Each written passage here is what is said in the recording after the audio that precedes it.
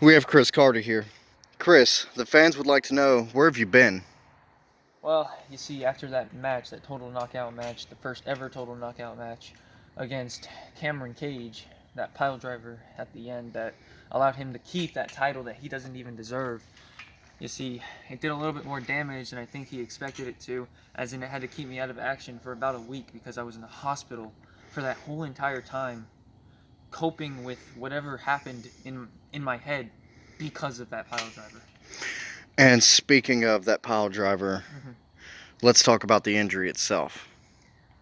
So, the injury, it piece of my skull basically cracked and had gotten like it basically just became loose. They had to perform surgery on my skull, and while I haven't made a full recovery, they cleared me to be able to do this as long as I didn't take any more hits on the head basically.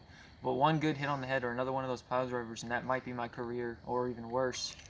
And I must say, since it's not fully recovered, I do tend to suffer sometimes from small muscle and mind like seizures in my muscles and bones, etc. But hopefully, even though with all of that being said and all the odds that might be stacked against me, I'm ready to get back in the ring.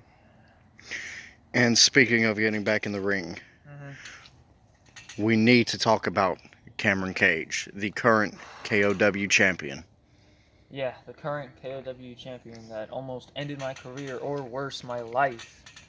That's what people want to see as the champion. Someone that almost ends careers and almost ends lives. And I know a thing or two about careers being ended, saying that an old friend of mine from ETWA ended my career.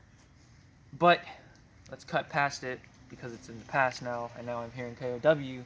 And now that I'm back in KOW, Cameron Cage, you better be prepared whenever you decide to show up, because you're gonna gotta be ready, man.